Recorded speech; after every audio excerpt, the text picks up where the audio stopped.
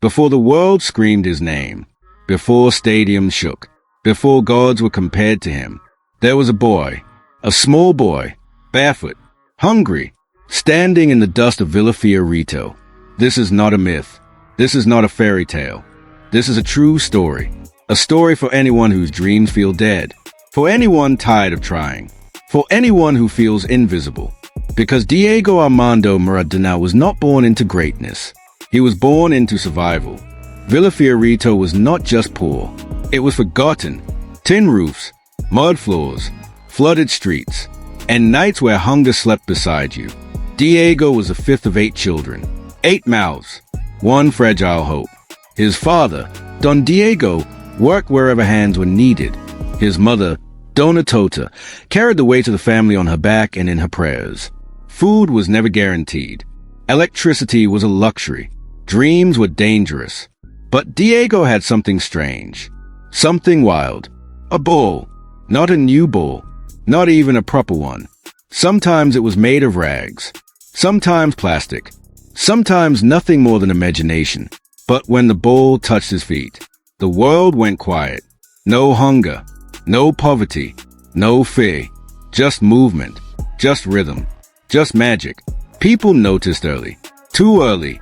At 8 years old, Diego joined Los Abuelitas, a youth team that went on an unbeaten streak of over 100 matches. Crowds gathered to watch a child who played like he was dancing with destiny. But talent does not protect you from pain. Sometimes it attracts it. Every morning, Diego would travel hours to train. Bus, walking, sometimes no money at all. Rain soaked his clothes. Cold bit his bones. But he never missed training. Never. Because when you come from nothing, you treat opportunity like oxygen. At 12, he stood on Argentine television, a boy with curly hair, big eyes, shy smile. They asked him what he wanted. He said quietly, "My dream is to play in the World Cup and win it." People laughed. Not cruel laughter, dismissive laughter, because dreams sound funny when spoken by the poor. But Diego wasn't joking. At 15, he debuted for Argentino's Juniors. 15, still a child, playing against grown men, men who kicked hard, who fouled harder. They wanted to break him, physically, mentally, but they couldn't catch him. He was too low to the ground, too fast, too fearless. At 16, he played for Argentina. 16, the weight of a nation landed on his shoulders before they had fully grown. And then came the first heartbreak. Argentina hosted the World Cup. Diego was left out. Too young, they said. Not ready, they said. He watched his country win. From the sidelines, that pain carved something deep inside him. Not anger, fire. By 19, he was Argentina's hope. But pressure is heavy, especially for a boy who never learned how to rest. In 1982, he played his first World Cup, Spain, and the world was watching. But the world was also ruthless. He was fouled, kicked, dragged, hunted, and when frustration exploded, they punished him. A red card, a walk of shame. The headlines came fast. Too emotional, overrated, undisciplined. They forgot one thing. He was still a boy, carrying a nation, with no guidebook. Then came Barcelona, a record-breaking transfer, the most expensive player in the world. Money, fame, spotlights. People think money heals pain. It doesn't. It amplifies it. Barcelona wasn't ready for Diego, and Diego wasn't protected. Injuries, horrific fouls, a broken ankle, broken bones heal, broken trust doesn't. Behind the scenes, chaos grew. Isolation, pressure, bad company, and then the moment that changed everything. The Copa del Rey final. A brutal match. Racial insults. Provocations. Diego snapped. Kicks. Punches. A full meltdown on live television. The world turned on him. From golden boy to villain. From hero to headline. Out of control. Disgrace. Finished. Barcelona let him go. They said he was a problem. What they didn't understand was that Diego had been fighting problems since birth. And now, with the world against him, with critics louder than ever, with his body hurting and his mind breaking. He arrived at a place no one wanted to go.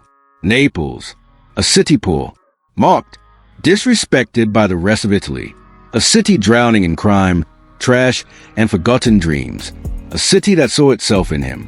And Diego, he saw himself in them. They didn't want perfection. They wanted belief. And for the first time, since Villa Fiorito, Diego wasn't alone.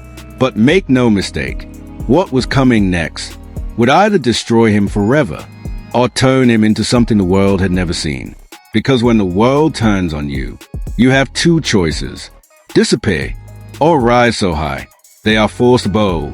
And Diego Maradona was about to make his choice.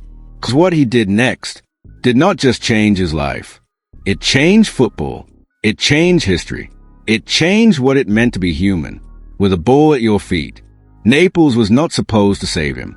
That's what everyone believed. When Diego Maradona arrived in Naples in 1984, the football world laughed. Not quietly, loudly. Why Naples? Why the South? Why a club that had never won a league title? This was not Real Madrid, not Milan, not glamour. Naples was poverty with a coastline, crime with a heartbeat, a city marked by the rest of Italy. They called Neapolitans dirty, lazy, uncivilized. They were treated like outsiders in their own country.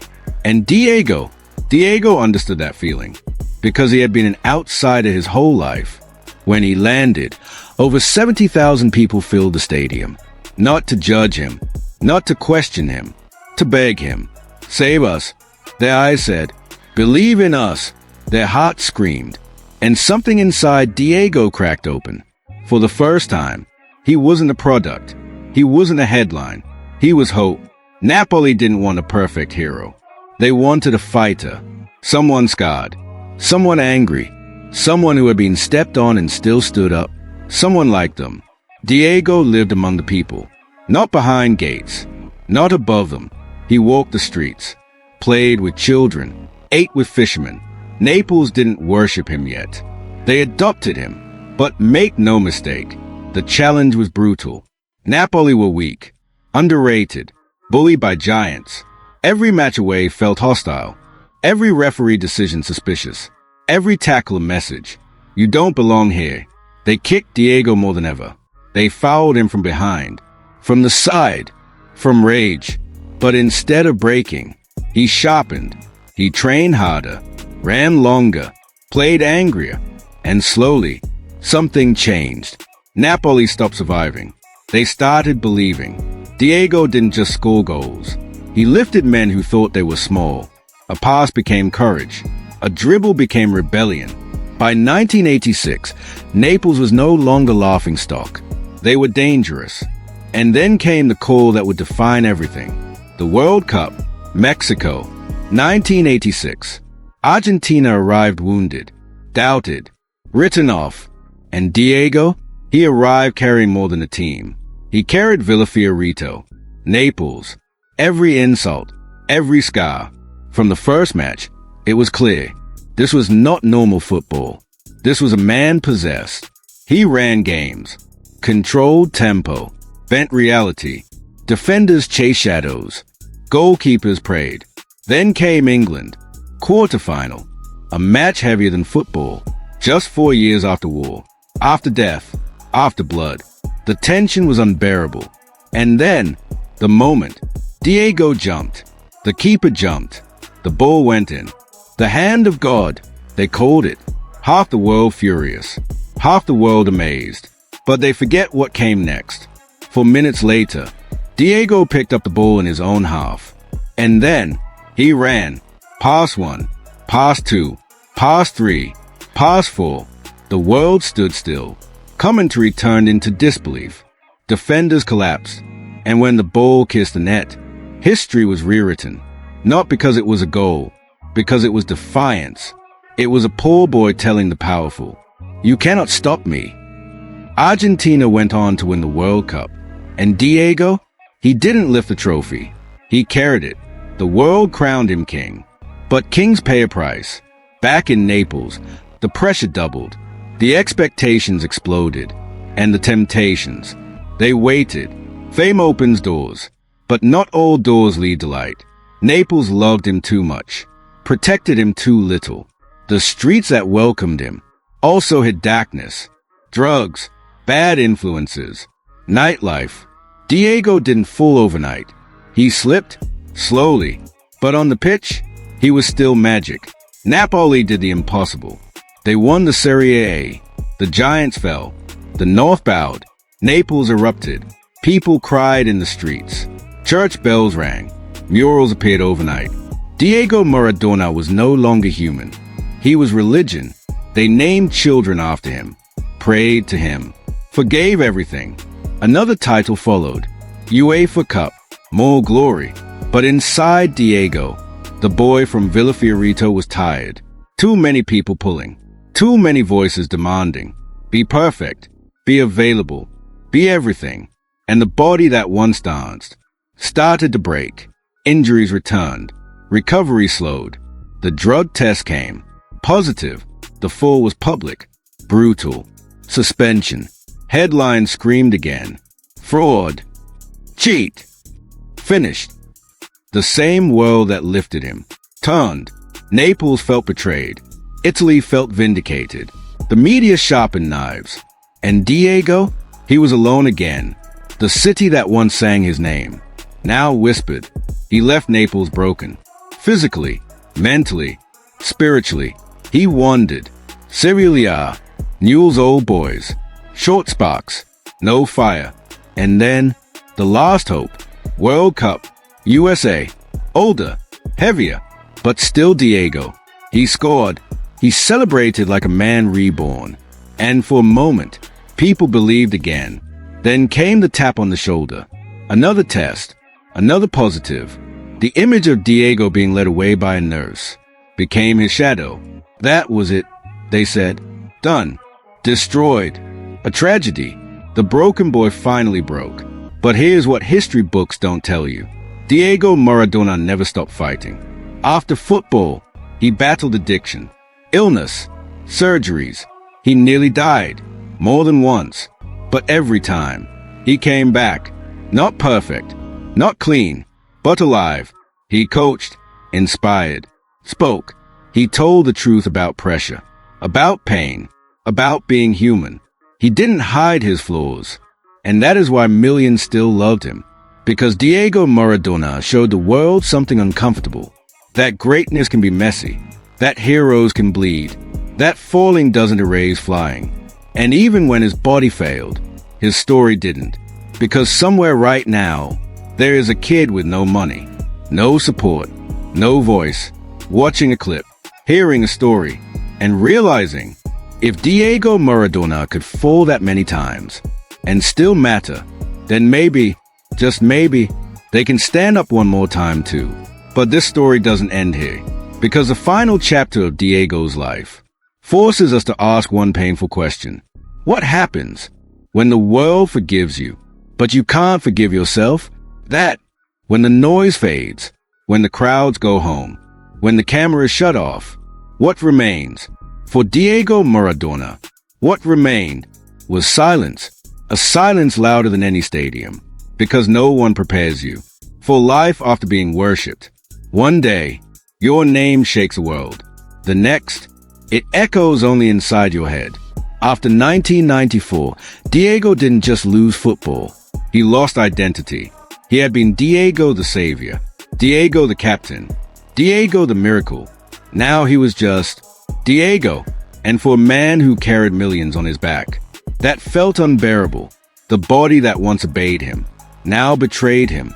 Weight gain, heart problems, knee pain, exhaustion that sleep couldn't fix. Doctors warned him. Friends begged him. The world watched. But addiction doesn't listen to warnings. It listens to pain. And Diego had decades of it stored inside. In 2000, his heart stopped. Let that sink in. Diego Maradona died and came back. Emergency surgery. Machines breathing for him.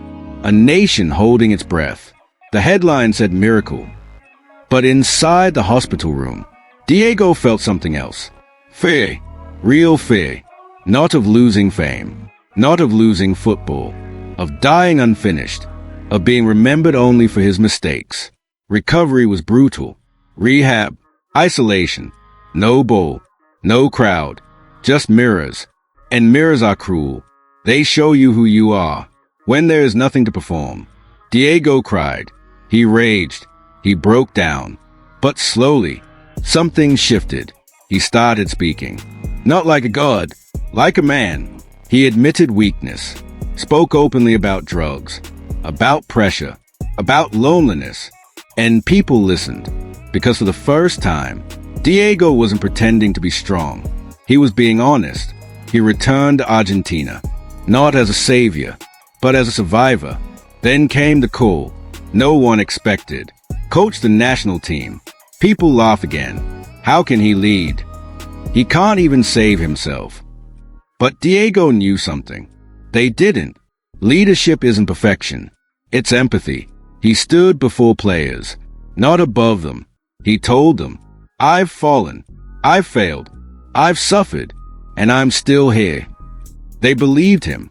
At the 2010 World Cup, Argentina burned bright and fast.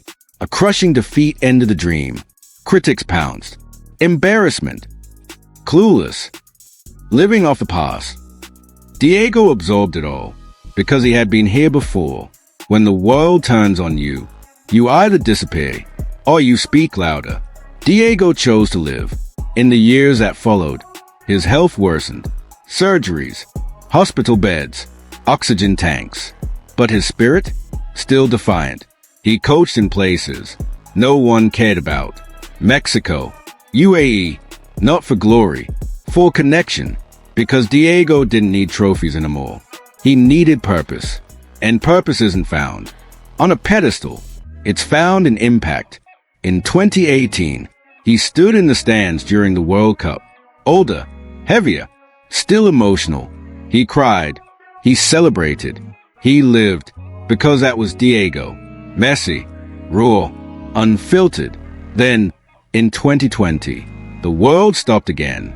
Diego Maradona was gone. 60 years old. Too young. Too much life left. The news hit like a punch. Streets filled.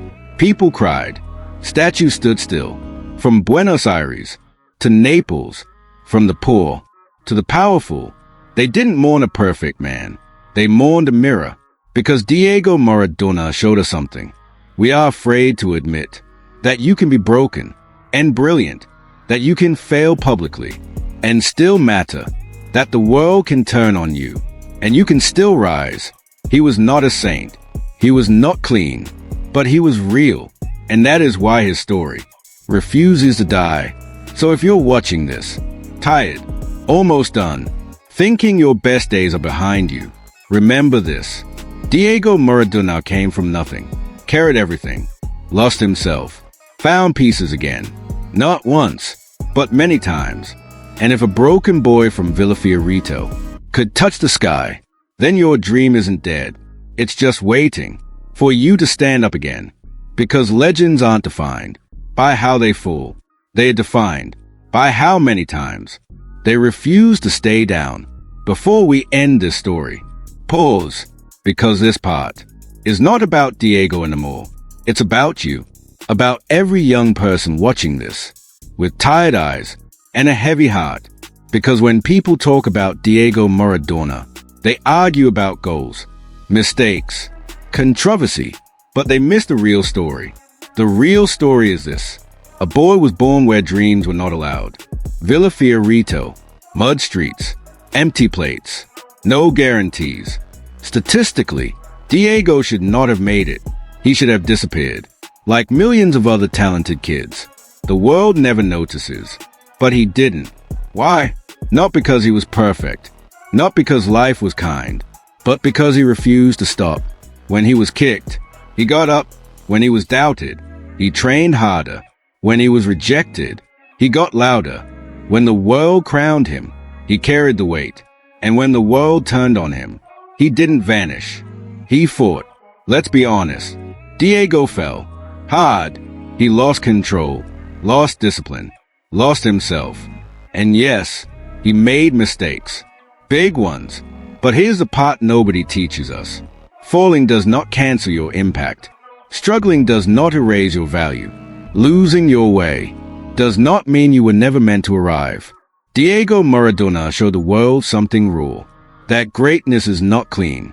That legends bleed. That sometimes the strongest people are the ones fighting battles you can't see. He stood at the highest point in football and also at the lowest point of human weakness. And yet, when he left this world, millions cried, not because he was flawless, but because he was real. Now listen carefully. If you are young, if you feel late, if you feel lost, if you think your mistakes have disqualified you, this is your wake-up call. Because Diego's life proves one brutal truth. The world will turn on you. Not maybe, not sometimes. It will. The moment you fail, they will point. The moment you slow down, they will laugh. The moment you fall, they will step over you. So stop waiting for approval.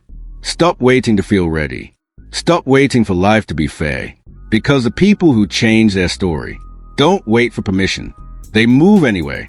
Diego didn't win because he was protected. He won because he was relentless. Because every time life tried to humble him, he answered with effort.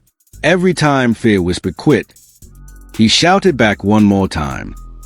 And here's the part you need to hear today. Your dream is not dead. It's tired. And tired dreams don't need funerals. They need discipline. They need consistency. They need one more try. When quitting feels logical, Diego Maradona didn't become a god because he never fell. He became a god because he kept getting up, even when the world wanted him finished. So if you're watching this at 2 a.m., feeling behind in life, good, that means you're awake. If you're struggling while others seem ahead, good, that means you're still in the race. If you fail more times than you can count, perfect, that means you have something most people don't. Experience, pain, hunger, and hunger is dangerous. In the hands of someone who refuses to stop, let them doubt you, let them misunderstand you, let them turn on you. Because the moment you decide to stand up again, you take control of the story. And one day, they won't ask why you kept going. They'll ask how you survived when everyone else quit. Diego Maradona's life was not a lesson in perfection. It was a lesson in defiance. And if a broken boy from Villa Fiorito could shake the world, then so can you. Don't stop. Not now. Not here. Your comeback might be one decision away. And history has a strange habit of favoring those who refuse to stay down. When the world turns on you, that's usually when your real story begins.